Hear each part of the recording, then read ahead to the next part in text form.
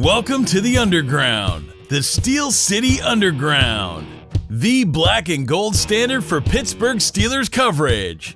Now, here are your hosts, Joe Kuzma and Brian E. Roach.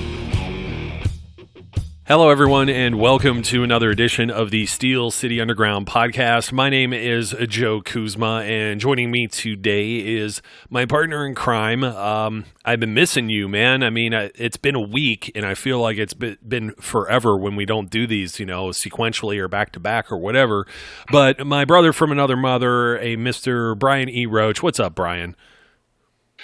How you doing? I miss you too. It's like a day without sunshine. I don't know. That's crap. But it is like a day without black and goldness in it. How about that? There's been a lot of days without sunshine recently. It's almost like, you step outdoors and it felt like October. It's goofy weather. I was swimming multiple times, just a week or two ago. I think last week I was in the pool. It was like 85 or something, and I don't know. It's goofy, but hoping for maybe better weather for the upcoming weekend. Father's Day weekend. I don't think we really talked about Mother's Day. I had a lot of plans with that. Obviously, lots of mothers in my life. My wife and my child, and my own mom, and then my mother-in-law, and then of course Grandma's still alive on that side too. She just celebrated an 85th birthday. Just unbelievable, just tremendous. We just celebrated that about a week ago, so it was all kind of come together at once. And then now we got Father's Day, and I was thinking, Brian, I was wondering what kind of, I'm thinking about TV and movie dads, and who you would maybe relate yourself to, because you're gonna laugh. I was looking up some movie dads, right? And some of these are really funny, because I'm like, would I really associate myself with being Danny Tanner, the Bob Saget's character on Full House? And I'm like, I always thought that show was so cheesy with the the filtered in clapping and applause. And then there's Philip Banks, Fresh Prince of Bel-Air, Will Smith's kind of, he was Uncle Phil, but he was Phil. Yeah, Phil. But he was the father to the other kids and the patriarch of the household there. Yeah. So I really like that. And then as I'm going through some of these, there's some better than others, like an Al Bundy and stuff like that. Homer Simpson, it would have never occurred to me. He's probably not the guy I want to be associated with for Father's Day. Is there anybody that besides like Major Dad or Ghost Dad or anything like that just pops off the page to you?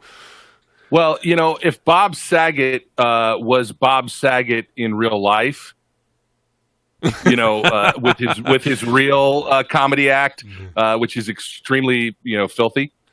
Extremely. Then maybe I could be Bob Saget. If Bob Saget was transplanted if the real Bob Saget was put into Full House, A, that would have been a show worth watching, and B, that would be me. Yeah, I mean, I saw Bob Saget live about maybe a year ago, maybe a year and a half ago, and for those who've never seen it, don't listen around children. This is a PG show. I couldn't even repeat maybe an R-rated show. Some of the things Bob Saget says, he is totally unlike his TV character.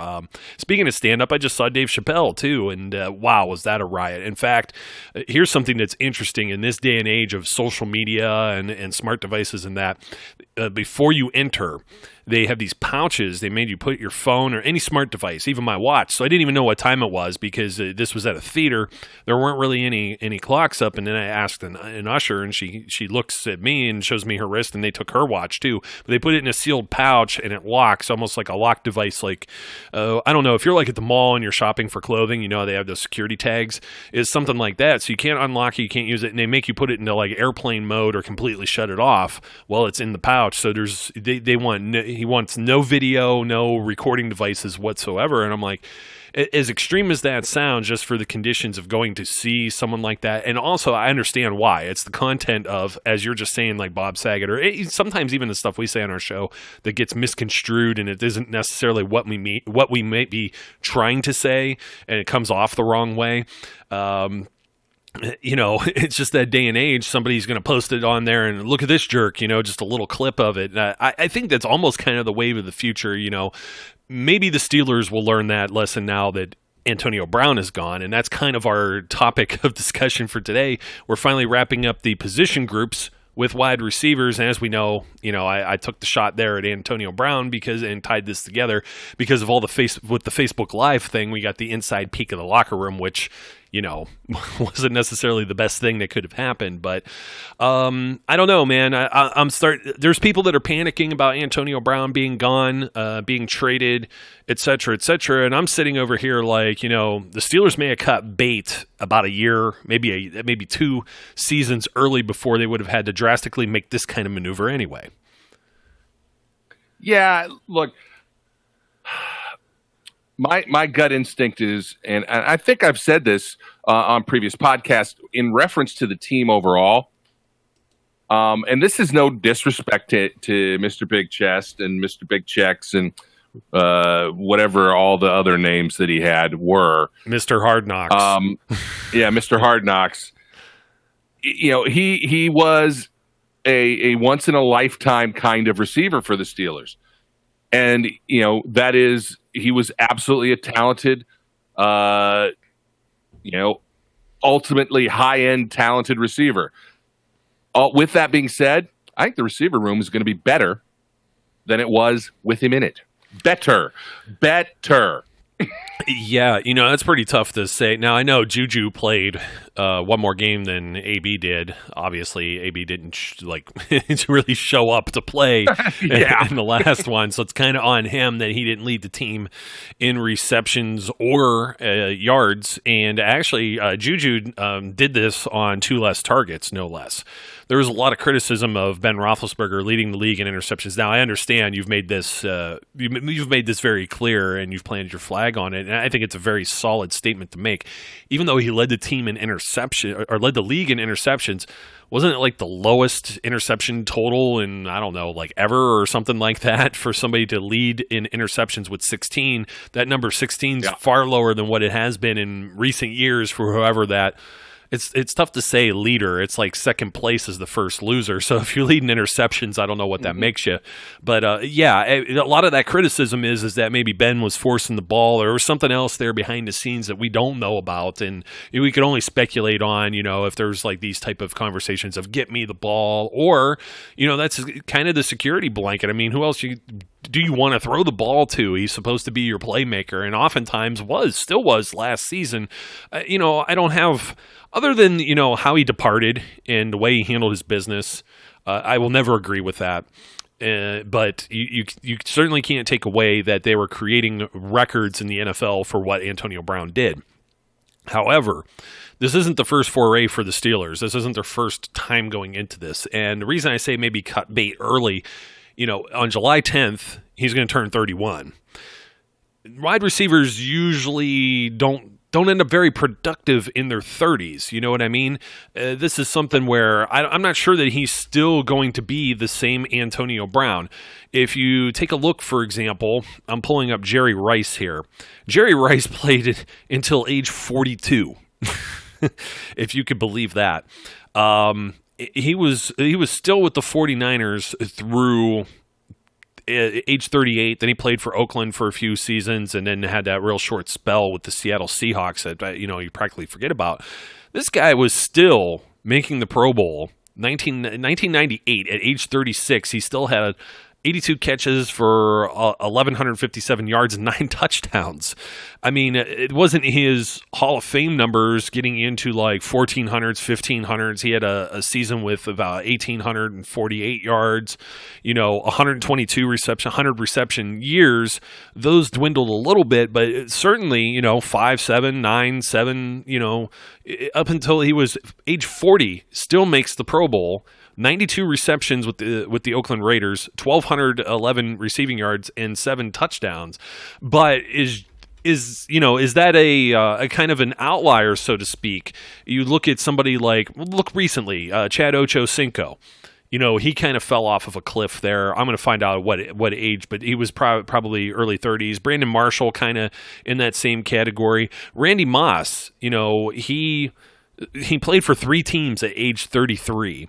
And he retired for a season and came out of retirement at age 35. And he didn't do a whole lot there either. He had 28 receptions, 434 yards. But, I mean, the tail end there, when he hit 32, that was his last, 1,264 yards, right? With the 3 teams that he played for, he appeared in 16 games between Minnesota, the Patriots, New England Patriots, and Tennessee Titans. He had 28 receptions for 393 yards. Not exactly, Hall of Fame numbers. I'm trying to see if I could get Ocho Cinco here. I had to look him up as Chad Johnson. It's all over the place.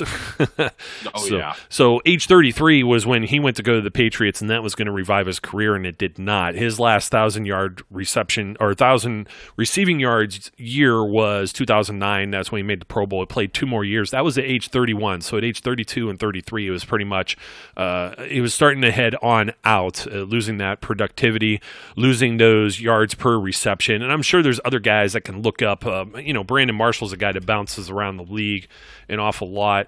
I'm starting to think, you kind of have maybe some similarities. Who's somebody else I'm thinking of? Like Demaryius Thomas, I think. I don't think Demaryius Thomas is quite as old, is he?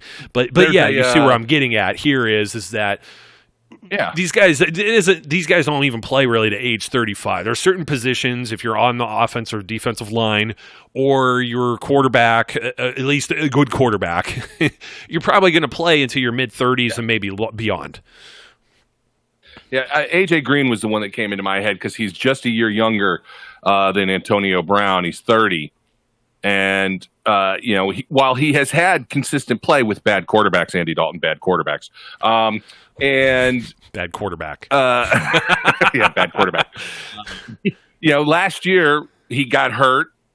It's late. That's one of the things that happens to older, aging receivers generally. Only was able to play in 9 games. AB. What's funny? We talked about it early in the season last year. We looked at the way that they were playing, and at least once or twice on podcasts, I know I mentioned it, and I'm pretty sure you did too. We looked at the way AB was playing and how he was running, and we're like, it doesn't look right. Yeah.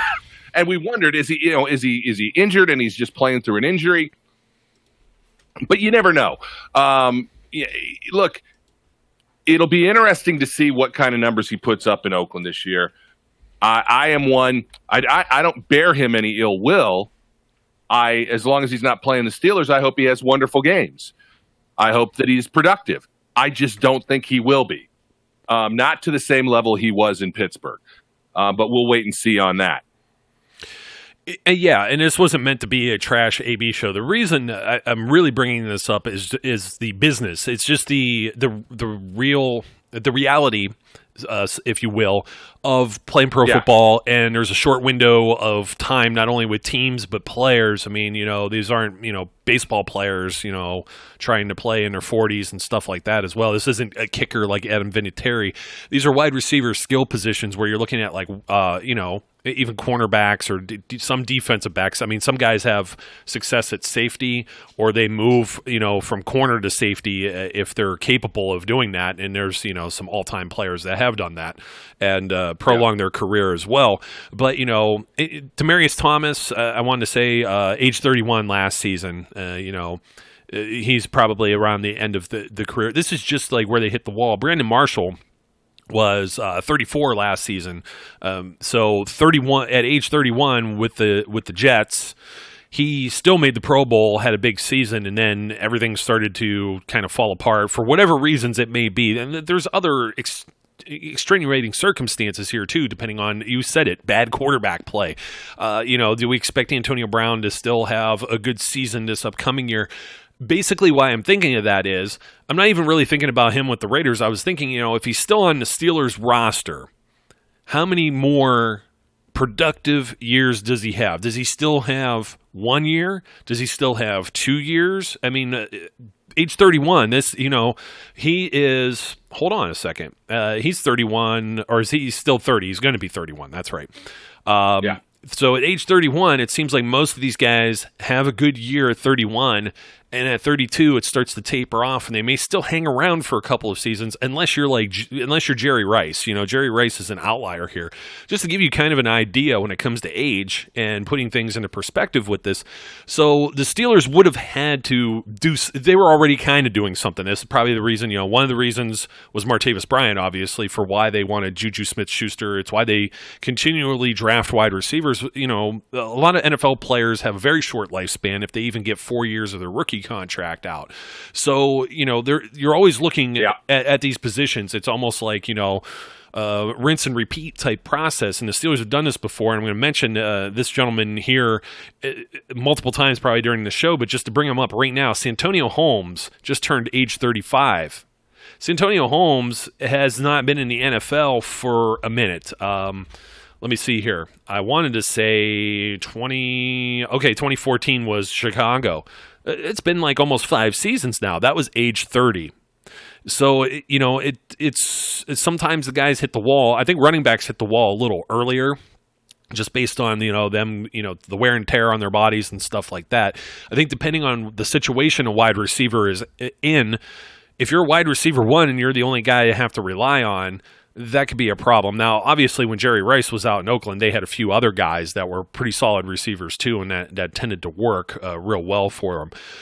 But I don't know. I mean, I don't really care what Antonio Brown's year is. What I'm trying to say is a lot of people are freaking out about, well, how do you replace all of this production? Well, the Steelers were probably going to have to replace this anyway.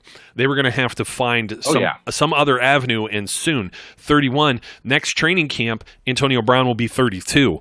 And that could very well be it. He could still have 2-3 great years. He could just have one. He may not have any. Who knows? So this was something that they're already preparing for. So you can't automatically anticipate that you're going to have a guy that's going to catch 80 to 100 balls or more and be a 1,000-yard wide receiver at age 31, regardless of who it is.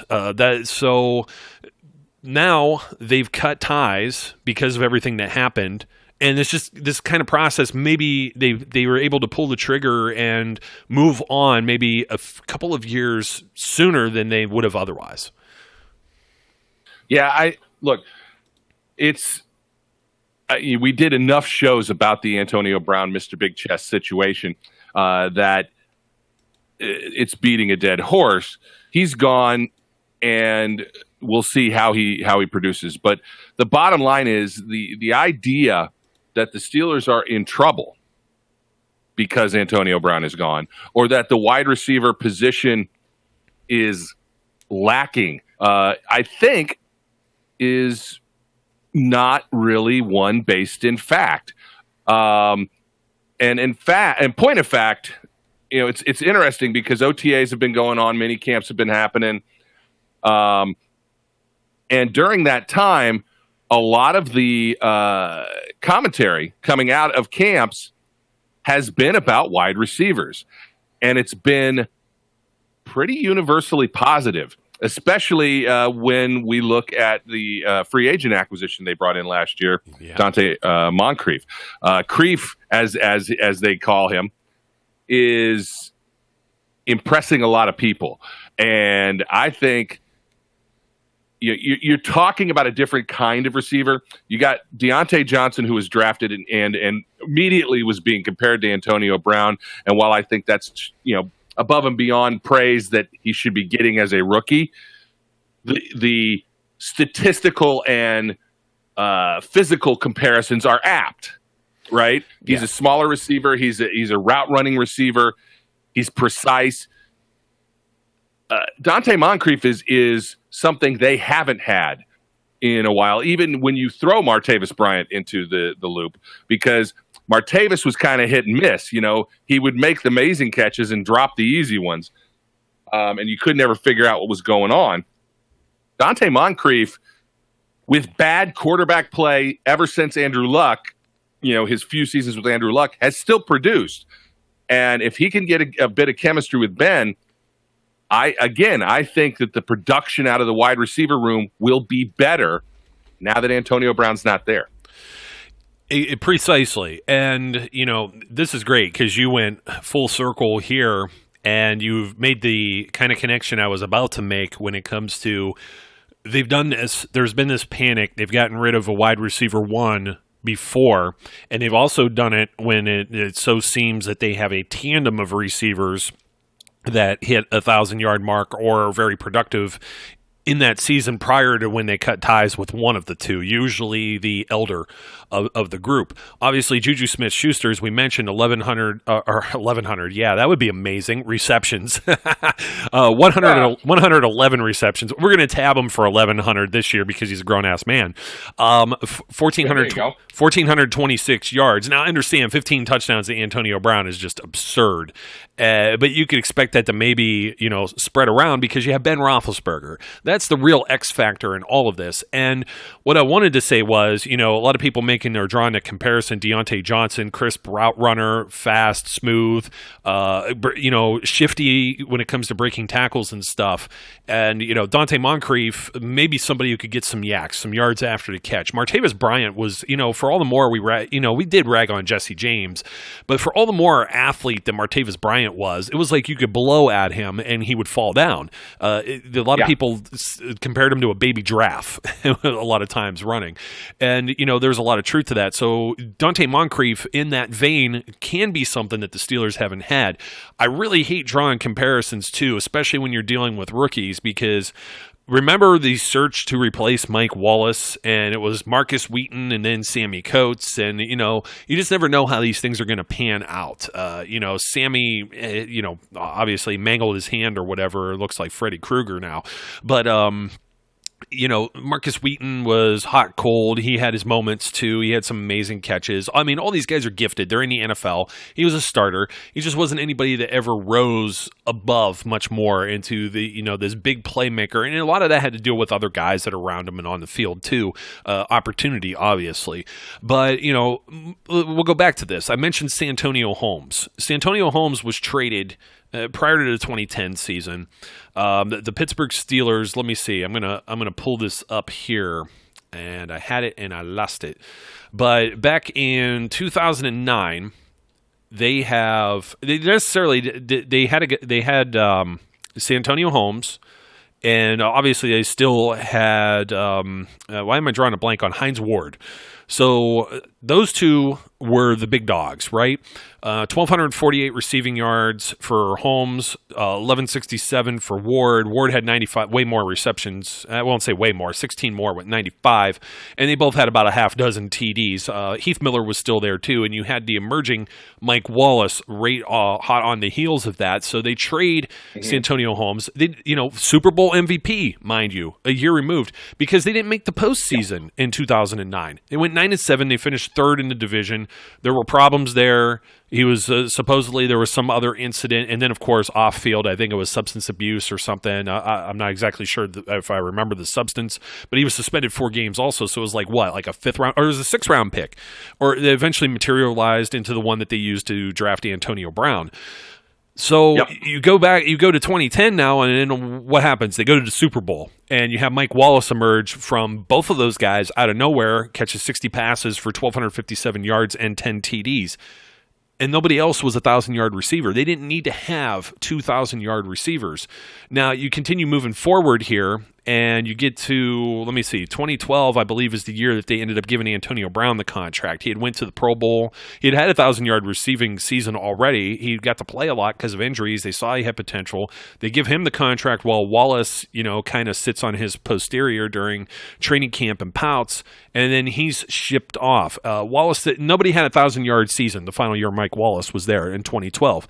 And you know what else they didn't really do that season, Brian? They didn't make the playoffs. They were an 8-8 team. Yeah. So, I mean, it's another one of those things where, you're losing like 2,000-yard receivers. You don't need 2,000-yard receivers. Following year, guess what happens? Antonio Brown almost has 1,500 yards receiving and 110 receptions, 8 touchdowns. They still have Manny Sanders. He had about 740, 67 or so receptions. You also had Jericho Cotry's crazy year with 10 TDs in 2013. They still weren't quite there all the way, but what I'm trying to just point out here is that in between that, okay, where are all your other double-digit receiving years? Well, you don't really have it. This is when we were talking about Le'Veon Bell being wide receiver 2 on this team for several years going forward from like 2014 all the way up until Juju arrives.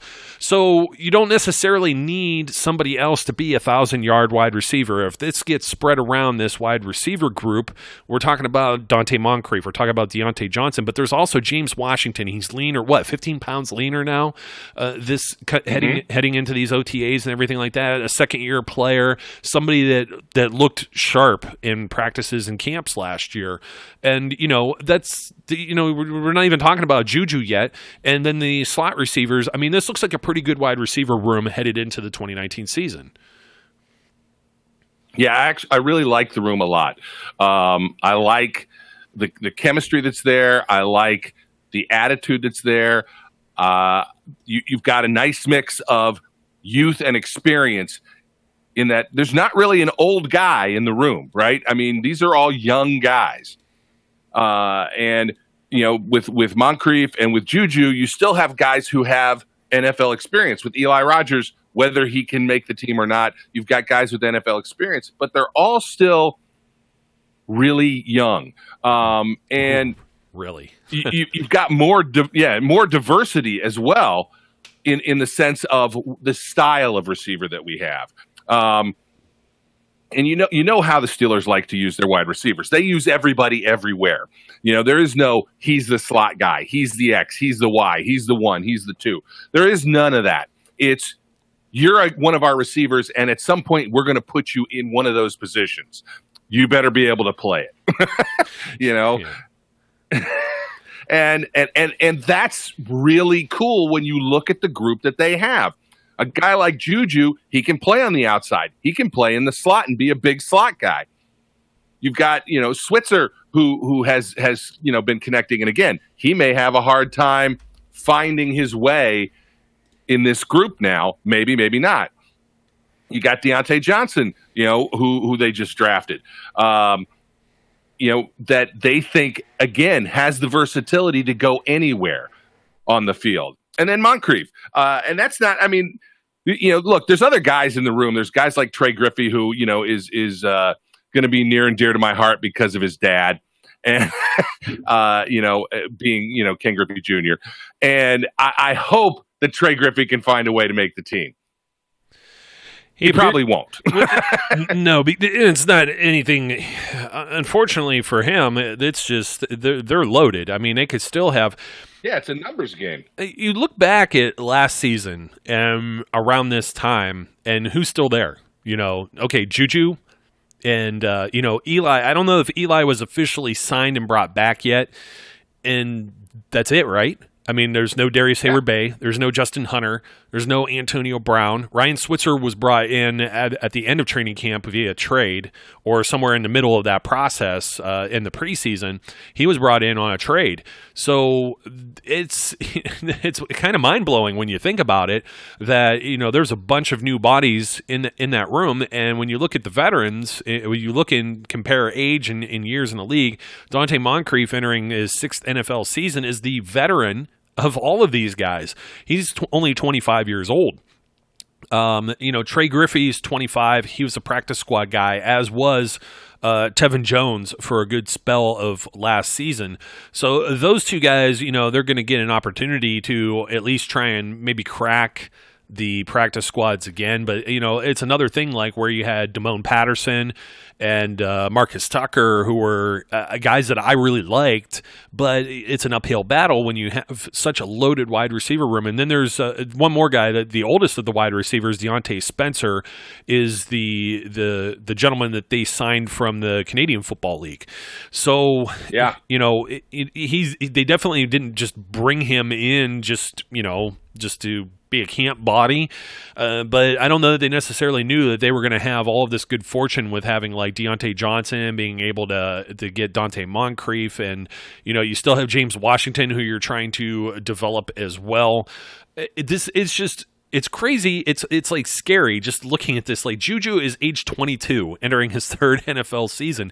He's still among the youngest. He's the same age as Deontay Johnson, who's a rookie.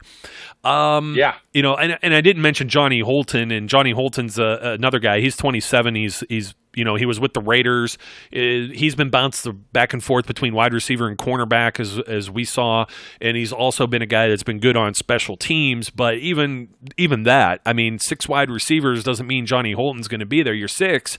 You're probably looking at Juju. You're definitely looking at Moncrief because of the contract. You're not cutting a rookie in Deontay Johnson. You're not cutting a second-round pick a year in his second year in James Washington. You have you say we don't have, there's not slot guys, but the guys who primarily operate out of the slot, I can't even say that because Juju does too, but I guess maybe because they're of similar size or stature is Eli Rogers and Ryan Switzer. I tend to think of those guys as like, the little interior, but we've seen Eli Rogers on the outside. We've seen Ryan Switzer in the backfield, and there you go. There's your 6. I can't even tell you who's going to necessarily start here. I kind of almost want to pull back a little bit on Deontay Johnson as much as Mike Tomlin did too. Didn't he say something to the effect of, we've seen a lot of guys early in this same process that looked like stars or whatever that didn't later on or when we put pads on. And, he's never won. Coach is just trying to be real and not blow smoke up anyone's posterior here. So, he's got to earn it, and he's got to earn it over some of these other guys. I have to say, if I were looking now, mid-June, before we see any other football in shorts and we see some pads and preseason games or anything else, I have to say that obviously Juju is the top guy. He's probably not coming off the field. He's probably playing almost the entire game just like Antonio Brown did. And obviously he can block too, and he gets physical. So that makes him infinitely valuable as a chess piece in the Steelers' offensive plans. If I have to look at the next guy, you're probably looking 6'2", 216, Dante Moncrief. They didn't pay him what they paid him for him to sit on the bench. Now you get a little tricky here. Who's the third guy that ends up coming on the field? James Washington? Is it going to be Eli Rogers? Is it going to be Ryan Switzer? Are they going to do 4 wide? Are they going to do 5 wide? I don't know. It seems like there's a lot of mouths to feed, and because of all the mouths to feed, some of this could be week to week. It could be based on matchup. It could be a DB gets hurt, during the game, and all of a sudden it's like, let's swap this other guy. It could be whoever has the hot hand. They have so many cards that they can play week to week if all of this on paper works out as the way we see it. Yeah, it's they have no need to rush a rookie like Deontay Johnson into the game, right? They've got enough pieces to operate without him. Even though when we were talking draft, we all felt like they had to draft a wide receiver. It was necessary. Yes, but it wasn't necessarily because they had to have somebody to play right away. They needed somebody they could develop, and they find themselves in the position where if Johnson shows he belongs and he can produce throughout minicamp and he can produce throughout training camp and in the preseason, he has a chance to get some playing time, but he doesn't have to because they've got enough people. You're absolutely right. Juju's not coming off the field. I think they see Juju as a budding superstar, as the next great Steelers wide receiver. And Juju has that exuberance within him to just want to go out and play. And they're going to put him all over the place. They're going to find unique ways to use him. He's a different kind of receiver than, for example, Antonio Brown was. He's bigger. He's tougher. He's got more mass. He's deceptively fast. So, he's not coming off the field. I think Moncrief is going to get a lot of playing time. To me, the mystery or the magic 8 ball or whatever you want to call it, the question mark here is going to be James Washington, where does he in fact make big strides in his second season and come on strong and force his way into the lineup? And that would be a fantastic problem to have. You know what I mean? I know what you mean. That's exactly. I think they're thinking. When we talked about unfairly comparing like a Deontay Johnson, they didn't know exactly who they may have or who may be available for them to draft in the draft, which is part of the reason Dante Moncrief comes in. He also comes in because There's James Washington's still developing. Does James Washington develop into a player of the type of pedigree of, let's say, I don't know, we'll just throw Bryant out there for when Bryant was good, or even Juju, or, I don't necessarily know the ceiling is going to be that high based on opportunity, volume, the amount of targets that come his way. So I don't necessarily want to say that, but just to throw out some of the wide receivers that have had success that the Steelers have drafted, there are others that didn't. So does James Washington end up being Sammy Coates or Marcus Wheaton? And, the other thing with that too, Brian, is I'm not sure, we're going to be looking at like maybe a mock-up here of like the final 53-man roster, and just the amount of guys that they have at the, in the secondary, especially at the cornerback position and the linebackers this year. On the defensive side, I don't know. It may be a luxury to keep 6 wide receivers too. I mean, Eli Rogers, God bless him, he was hurt in 2015. Definitely makes the team in 2016. Has a halfway solid year, 48 receptions, 594 yards, 3 touchdowns. He had the one that was like a ping pong ball somewhere on one of these years too in that Redskins game. I believe off of Sammy Coates, maybe. I'm trying to remember who it was, but it like bounced off of someone's hands or helmet and then it ended up in Eli's hands, which was one of the great highlights. But, he's only caught 30 passes in the last 2 seasons, and I understand he only played in 3 games last year, but I got to kind of tend to think here when you have someone that's like Deontay Johnson and someone like Ryan Switzer, I think you almost got like 3 players that are kind of the same mold, and if there's anybody that's an odd man out, it could be Eli Rogers. Absolutely. We said that a good while back after the draft, and I don't think it's untrue now.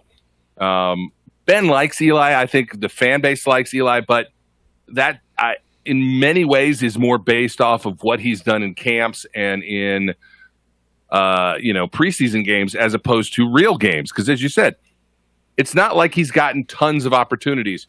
When he has had them, he has made some contributions, but he hasn't. He's not blowing anybody's skirt off. And yes, there's only so much room.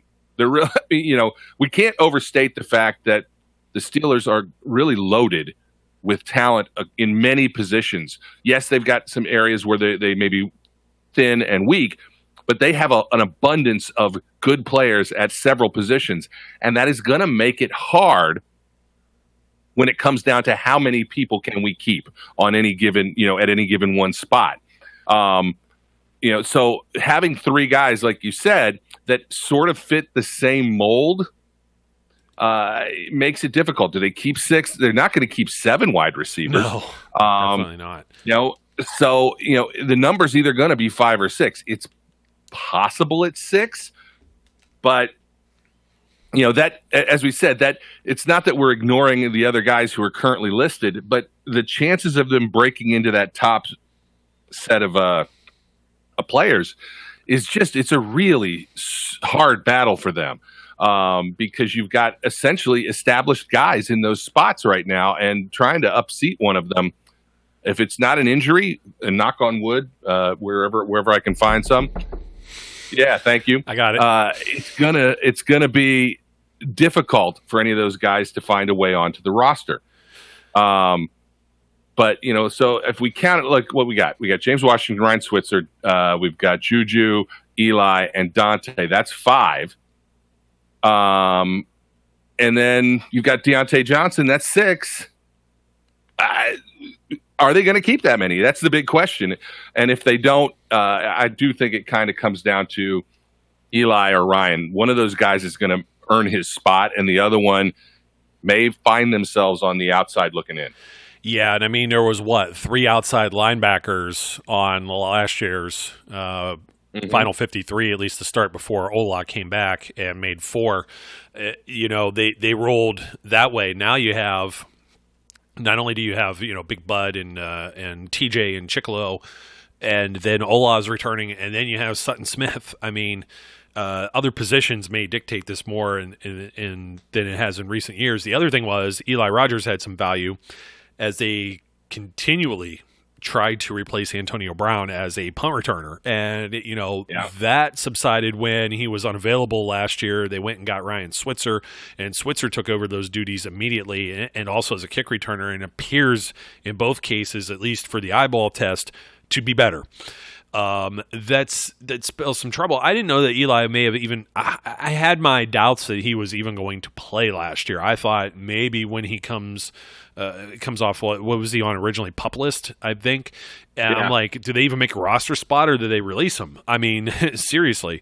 And then I wasn't even sure what they were going to do with him. Initially, you have that panic. You have that pit in your gut of, okay, Antonio Brown's traded. Who else do they have on this roster? You need to bring Eli Rogers back. Oh, they did. Whew, thank God. So it's not necessarily that, that I'm dumping on him, so to speak. Again, it's a numbers game. Speaking of numbers games, do we even have to talk about Juju? Because, I mean, he's already been on pace. I know Antonio Brown was kind of in the same logjam. He was like the fifth wide receiver on the depth chart when you go back to when he was drafted and who all was still on that team, such as, Hines Ward, Mike Wallace. In the same year, Emmanuel Sanders gets drafted. And, there was several players there. And that's kind of, okay, so he didn't get as much opportunity. It's kind of unfair to compare the numbers of their first 2 years, but it's also somewhat fair to compare the first 2 years because, it's not like Juju just jumped on the field. He started to get out there, but it was one of those things. Remember, there was the talk. Was that between Martavis Bryant and Sammy Coates on Twitter? Yeah. He's your replacement. And it turned out he actually ended up being that way. But, I mean, he's been a beast. He made the Pro Bowl last year. He's already had 169 receptions in his first 2 years. Nice. 2,343 yards receiving. He's had 7 touchdowns in each of those 2 seasons for a total of 14. He's definitely the stud. He's definitely the wide receiver one. I think we could close the book on that. There's not much to say about him. We've talked about Eli Rogers enough. Ryan Switzer's a guy, he caught, let me see here, 36 passes last year, 253 yards, a touchdown. It's kind of Jesse James territory there. Dante Moncrief's the interesting one, though, because you go through, I had to go through like his game logs, and then I had to find out who all was throwing passes to him. Blake Bortles, Cody Kessler, whatever Jacksonville had, they weren't throwing the ball a whole lot, and he somehow still managed to catch 48 passes. Now he was targeted 89 times. How much do you think those are like Andy Dalton targets where they just throw the ball away into like the third row of the stands or completely miss the guy? I mean, I haven't gone back and actually watched it, but I tend to think in a game like, okay, I'm going to pull this up. There was a game where Jacksonville plays Kansas City in week 5. Dante Moncrief's targeted 14 times. He only catches 6 of these passes. So do we want to know what the QB rating is? This is Blake Bortles in this game actually throws for 430 yards, right? That sounds pretty impressive. He had a touchdown, too. His QB rating was 54.7 because he was only 33 of 61. He was picked off 4 times and sacked 5. He was just a disaster in that type of game. And that's kind of the performance where I think Dante Moncrief has been highly devalued, coming in. He's flying under the radar because no one's seen much of anything. You even go back to, a few of those years in Indianapolis where Andrew Luck was, he was injured. The whole fiasco where he sat out like an entire year. And he's got, Jacoby Brissett maybe for a little bit, and I forget who the other backup was there. And, it just wasn't working out for him. Of course, he had an injury and got banged up a little bit too.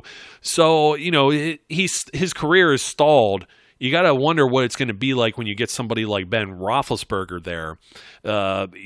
Apparently he's taken to a duck to water. He's really into the playbook and learning everything there. So you think, to yourself, wow, this looks really good here. And then you got to have the good feelings too with James Washington coming in trimmer. I always talk about, wide receivers in particular, for them to have a big rookie season is kind of the exception to the rule. And to get a lot of playing time, too, out the gate. If you remember, Martavis Bryant was held back.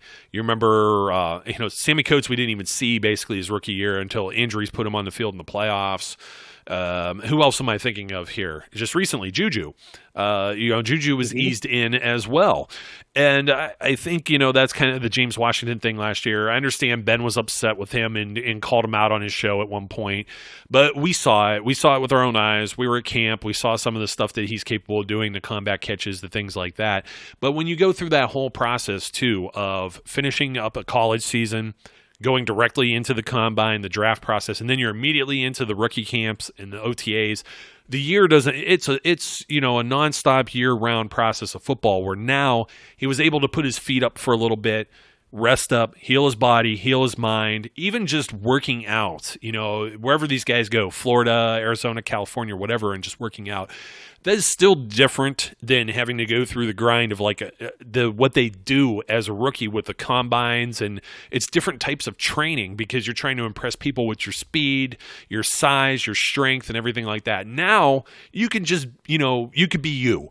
You could be the best you that you can be, and it appears he showed up to be that. And I'm really excited to see what the break has afforded James Washington here, because I really liked the pick last year, and I really think he has an opportunity. He's going to be given every opportunity to succeed, because if not, there's plenty of hungry guys in that room that'll they'll take it from him. So he's got to compete now.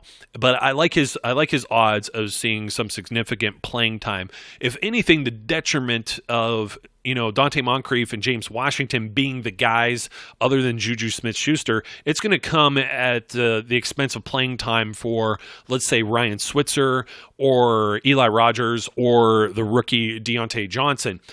Here's the other caveat, Brian. That tight end room isn't quite the tight end room that it was.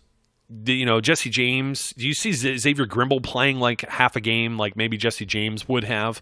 I necessarily do not. Vance McDonald might be out there, but this may be an opportunity too, where the Steelers, we saw a lot of looks with 4 and 5 wide receivers, and we saw the 5 wide receiver thing as soon as Eli Rogers was back on the roster. I think this is, this could be the Bruce Arians era of, we already saw pass happy last season with Randy Fichtner. I would like them to dial it back just a little bit, but I do think that all of these guys are going to get on the field, but I like those as my top 3 as far as Juju, Creef, and James Washington needs a nickname. I agree. James Washington does need a nickname, and I'm not going to be the one to make it up. We can leave that to the grown-ass man on the defense, and since that's his forte. So, Cam Hayward, we know you're not listening, but just in case this gets back to you, James Washington needs a nickname. I can't disagree with that. I think that is your top 3. I think those are the guys that are going to see the majority of the playing time. You were talking about Moncrief and his stats. I look at this season, and admittedly, it's going to depend on injuries. It's going to depend on how quickly that chemistry between he and Ben develops, but it already looks like it is. And while Justin Hunter has certainly toned down my ability to say people who perform well in OTAs and mini camps and the preseason are guaranteed to do great things. The Ike Redman Award, right? Isn't that what everybody was saying it? Yeah, the Ike Redman Award.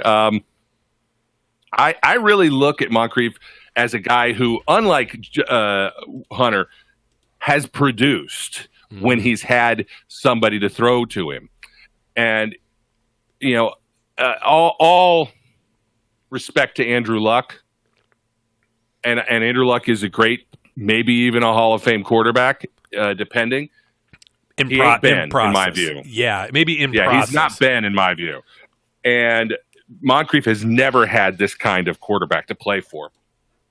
I expect him to have a huge year. Now, whether he hits 1,000 yards or not, I don't know the answer to that. But I expect him to be a big-time contributor and impact player. So, with that being said, I agree with you. Look, it is a pass-happy league. I do wish there was some degree more of balance. But I don't care. At the end of the day, if they're winning games, I don't care. And I think the biggest difference we're going to see in Ben is there isn't anybody who he feels like if I don't get this guy the ball, he's going to throw Gatorade things around. There isn't the tantrum guy as far as I see on this. And as a result, I think he can be more selective. He doesn't have to try and force one receiver the ball. And that is going to open up this offense in ways that maybe it never has been, which brings me full circle back to the point of why I think this wide receiver room is better without Antonio Brown in it, because I think it is more, it can be a better group minus that exceptional piece, because all of the pieces can contribute more. Yeah, part of the reason Antonio Brown or Juju have the stats that they've had is because they get open, and so they are made the primary focus of the offense. You know what I mean? They are the primary route, and then there's the progressions through each of those plays. I mean, it's just kind of silly. You would make your all-pro wide receiver who has all of these crazy, crazy. I don't know what do we want to call it? How many games did he have with like at least five catches, or at least one catch? I mean, he has all these records, right? You're going to make that guy the primary focus. Now, Brian, I'm going to pull back real quick because our commenters are going to get out there and they're going to say, "Man, you're on Dante Moncrief's jock," and they're going to say, "This guy's a bum," and all this other stuff. I think you made the best point that needs reiterated, and that's that. Dante Moncrief is not Justin Hunter.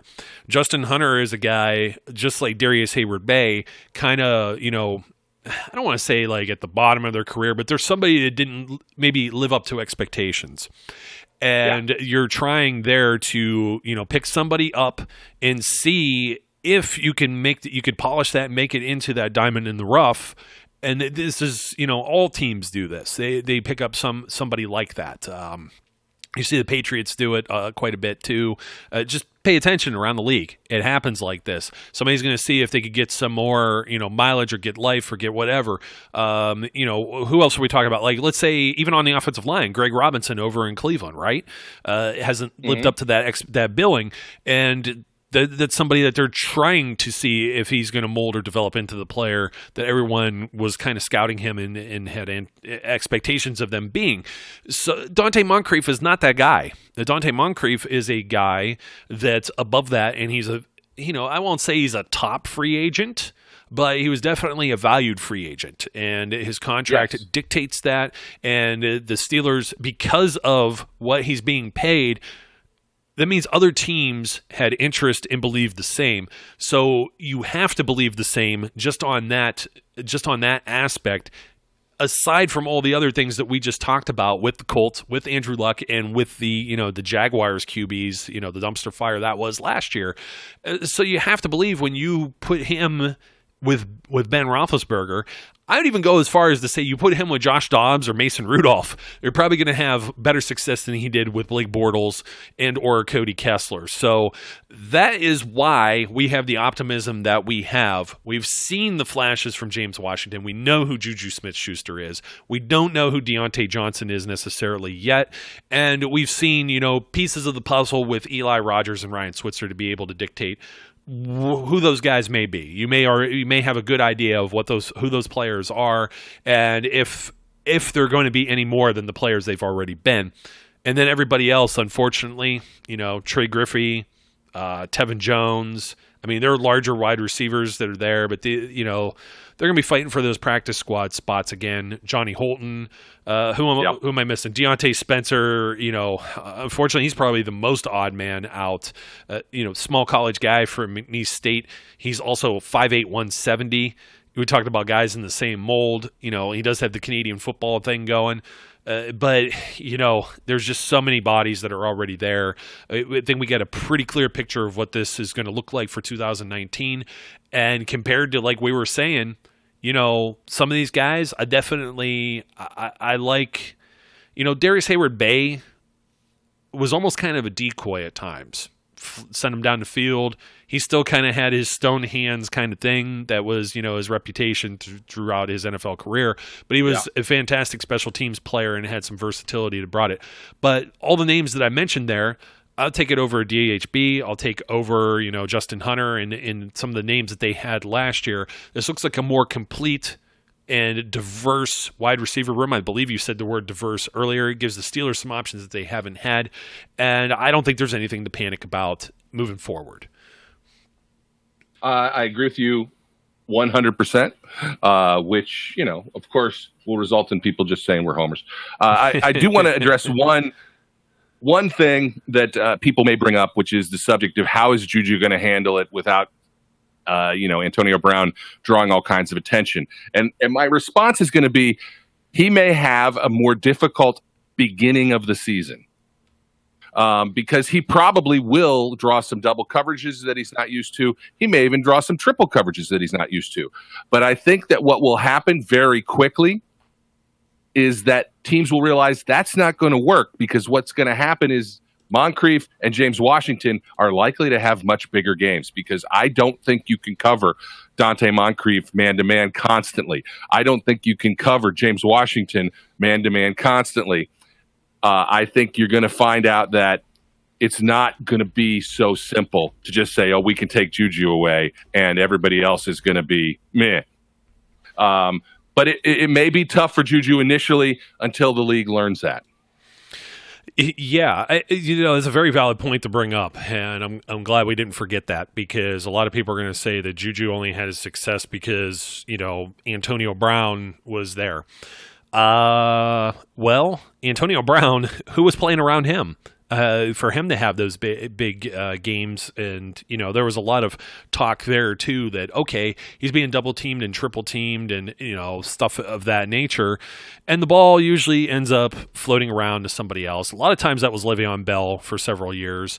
And the Steelers were continually looking for those other players. And I think they have enough of a cast there. I mean, God forbid. I know Emmanuel Sanders went on to have a big career with Peyton Manning with the Denver Broncos post Steelers, but it's not like he had these huge seasons. He definitely had the talent. We knew he was good, and we knew he was going to leave in free agency, and they weren't going to be able to keep him back then. But Jericho Cotchery had a very big year, and you're talking about Jericho Cotchery actually. What age was he when all of this went down? I want to say he was like in his 30s, early 30s as well. With his, this is going to be funny, Brian. Guess what age he was? 31. He was 31 years old with that 10 touchdown season. Everybody panicked when he left and went to Carolina, and pretty much put up the same numbers, about 45 or so receptions. 600-ish yards, which was better than he had done. This first couple of years in Pittsburgh, he wasn't utilized too much, and then he kind of fell off the path there with the Jets. And some of the reclamation projects that have been out there have worked out in much this same way. But look, you don't have to be necessarily freaking out about, hey, how are they going to replace 1,200 receiving yards and 100? Look, man, we named all the wide receivers, and there's still Vance McDonald, James Conner, Jalen Samuels, perhaps Benny Snell.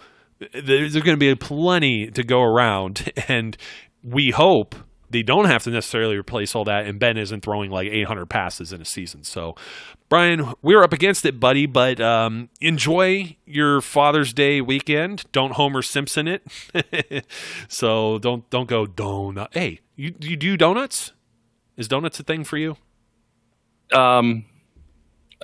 Sometimes. Come on, man. I know. Krispy Kremes, man.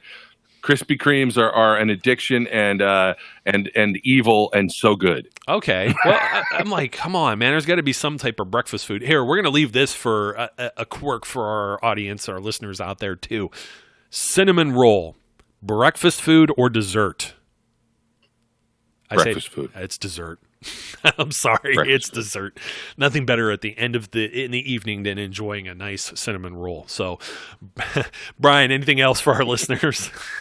No, I'll just say this about Father's Day. It should be called the forgotten holiday, because it doesn't matter. Yeah. Mother's Day matters. Father's Day is okay. If I get a card. Yeah. As sad as it gets worse as the years go by. So, I mean, I still have a young, very young daughter. So she's, a daddy's little girl, but I'm assuming it, your daughter's age. It's just, well, just leave them on the couch. Let's not bother them. Let's not disturb the sleeping bear. So, yeah, something along those lines. All right, my friend. Well, hey, folks, don't forget to like, comment, and subscribe for those of you on YouTube. We could probably go another hour and complain about YouTube, but thanks for hanging in there with us as YouTube does its goofy YouTube stuff. Until next time, my name is Joe. His name is Brian. We encourage all of our listeners to be safe, be good, and we'll catch you later.